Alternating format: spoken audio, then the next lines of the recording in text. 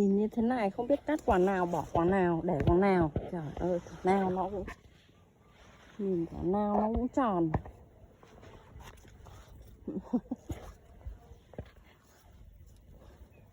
Ui dồi.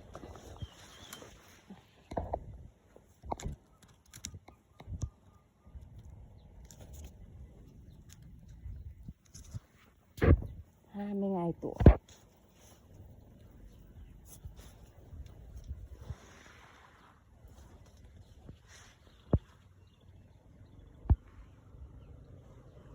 Phấn trắng quá trời, cao quá. Chỉ không tới.